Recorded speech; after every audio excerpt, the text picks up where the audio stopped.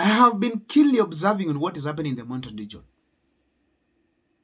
And I can comfortably confirm here that Rigathi Gachagua is in control of the mountain region, more especially political activities. Politically, Uhuru Kenyatta is the Mudamaki. Is known, he's been ordained as the king. But Rigathi Gachagua is championing for the interests of the people.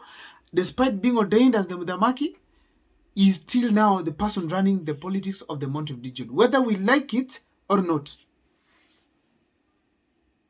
And I see this as a warning to Jeremiah Kioni and Jubilee, together with Matiangi and the rest.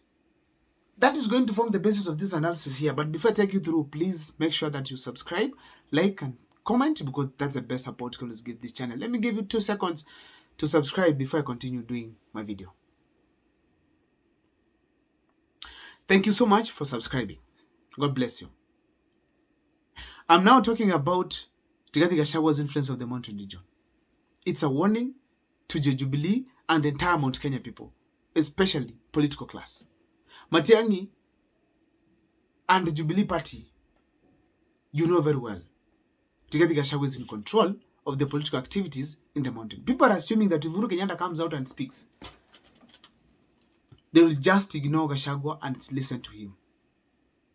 But Uhuru Kenyatta was there in 2022 when Gachagua was in charge of the mountain, taking it to William Ruto, and they successfully managed to take over 4 million votes to William Ruto. Therefore, Uhuru Kenyatta sio mjinga. Anajua ground iko aje. What does this call for? If Jeremiah Kioni and the Jubilee Party want to be relevant, then they must respect Rigathi Gachagua. And respect means you cannot speak on behalf of the mountain and assume Rigathi Gachagua is speaking on behalf of another mountain. You cannot champion for another party knowing Rigathi Gachagua is championing for another party. Therefore, it is ideal that that division does not occur. Because I'm sure Rigathi Gachagua can decide just to have the members of parliament of the mountain na mfanya chenye mnataka kufanya na presidency. Mfanya chenye mnataka kufanya. And he will do very well with the party. Because he can do very nice opposition that will be able to propel him to the rest of the country after 2027, I mean.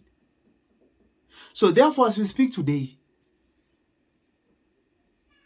it's ideal, Jeremiah Kioni, if you want to be relevant or even be elected in 2027, dismantle the Jubilee Party and join Rigathi Gachagua and come up as a mountain team. Ni nini mnatu confuse? Eh? We want, in the country, everybody, me personally, I depend on Mount Kenya to take William Ruto home. If the youths do not come together, the only option we have is the mountain region. You know, someone was saying Ruto has Gen Zs with him. Raila has Gen Zs with him. Kalonzo has Gen Zs with him. Gachagua has Gen Zs with him. Matiangi has Gen Zs with him. So if all these Gen Zs decide to go separate ways, then the voice of the youth will not be that strong. Unless they all come together from all these people and then we fight for one thing, that's how we're going to be effective. Which might almost be impossible. Because Kenya politics is local and tribal politics is yet to get completely out of our terrain. So therefore, the mountain region will be the best option to take William Ruto home because they are united. And probably they might not front a presidential candidate. So therefore, the mountain region, there should be no mistake. That's what I mean here. There should be no mistake. How will, assuming Matiangi wants today to vie for presidency, and then he wants the Mount Kenya support. One thing I've told you, he has to go through Gachagua, not Uhuru Kenyatta. Uhuru Kenyatta can give other things like funds, connections here and there, and some support, yes. But he has to go through Rigathi Gachagua because he has the ground. So when he goes through Rigathi Gachagua, again you have the party that is going to maybe compete with this party in the mountain region. How does that feel? Even if you are Gachagua, how will you feel? The best sign to show that you've given respect to Gachagua and that you want best performance in this country, get back to Kioni, tell him, hold on, let's listen to Gachagua. And develop your party that is going to come also, mobilize on its own, and then you get to Gachagua with some good popularity. From there now, there will be some command. But if you get through Uhuru Kenyatta to Gachagua, then your plan is not genuine. Because what we need is numbers against President William Ruto. What do you mean when you destroy numbers? We must have the entire mountain together against President William Ruto. If right now, despite the efforts Ruto has made to Raila, Kenyans are still rejecting. But if right now the mountain decides we are going to Ruto, the country will be quiet. It will be finished. Why? The noise started after Rigathi Gachagua started his campaigns in the mountain region. So if they dare today and decide we are going back, the noise will end. Ruto will atanona. Elections will be over.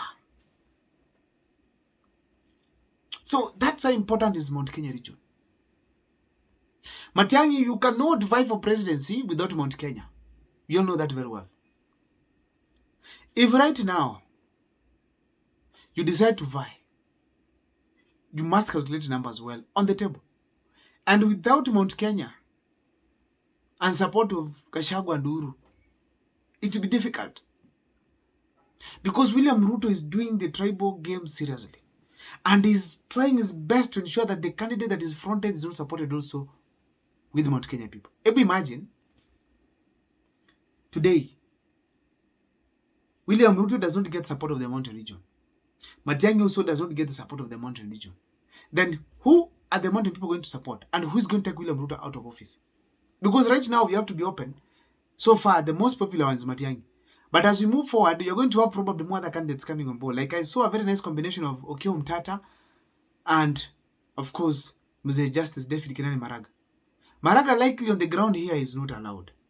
And most likely is going to be stopped. Because people are feeling like it's being used to finish Matiangi. So the ground has said no to Maraga. They might look for another person. But the fact is, as we speak today, there must be a way you will get Mount Kenya on his side. So that you can be able to counter the tribal game that William Ruto is planning with Raila Amolo Odinga in 2027. We have to take advantage of Raila not being listened to the ground. You have to take advantage of the fact that William Ruto is hated across. You have to take advantage that people are against President William Ruto and give a good outfit. But this outfit must not be stubborn, the way I'm seeing things are. The way I'm seeing things are. I don't know what's your take, but let me see in the comment section whether I've said the right thing or not. Because I feel Matiangi has to brand himself afresh.